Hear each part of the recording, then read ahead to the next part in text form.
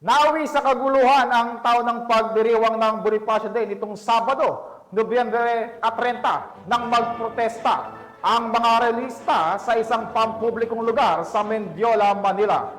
Kaugnay dito, naging marahas ang ilan sa mga rayilista at nagresulta ito sa pagtamo ng sugat ng ilang mga pulis, kabilang ang isang tauhan ng Regional Mobile Force Battalion ng NCRPO matapos paulanan ng suntok ng isang rallyista. Tinutukan yan ni Police Senior Master Sergeant Mauricio Ruiz.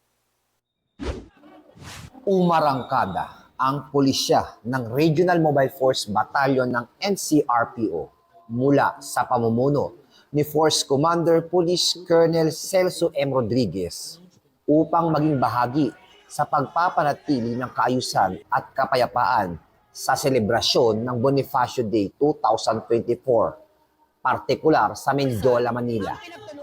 Personal namang nagsagawa ng inspeksyon sa mga na-deploy na kapulisan si Police Brigadier General Ponce Peñones na siyang DRDO ng NCRPO na nakasuperbisa sa detalye ng mga aktibidad upang siguraduhin ang kaligtasan at kaayusan ng bawat isa sa selebrasyon ng Bonifacio Day.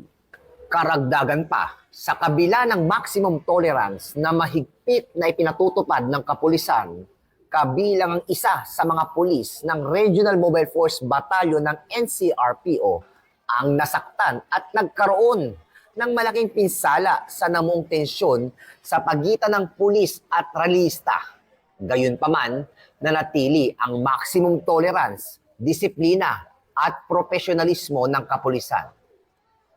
Nagbigay naman ng pahayag si Police Brigadier General Arnold Tomas C. Ibay na siyang District Director ng Manila Police District. Natin binibigyan ng instruction ng ating mga kapulisan na to exercise maximum tolerance. Ano pa man ang mangyari, ganoon ang ginagawa ng kapulisan natin. Kaya lang pag sila ay nilabag na nila yung napag-usapan o kaya pilit nilang binubuwag yung hanay ng ating CDM, mapipilitan na po na gumawa ng kaukulang aksyon ng ating mga kapulisan. Itong lugar kung saan sila narito ngayon para magprotesta ay hindi po ito rally zone. Meron po tayo mga tinatawag na Freedom Park kung saan sana pwede silang mapayapang makapaghayag ng kanilang damdamin katulad ng Liwasang Bonifacio.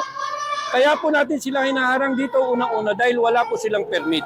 Ang ganitong mga aksyon ay nakaangkla sa AAA policy framework ng NCRPO na binibigyang diin ang pagiging able, active at allied ng kapulisan.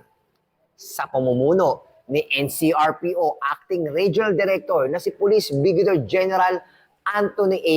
Abirin at kasabay sa mabuting adikain ni PNP Chief na si Police General Romel F. Francisco D. Marbil na siguraduhin sa bagong Pilipinas ang gusto ng pulis, ligtas ka.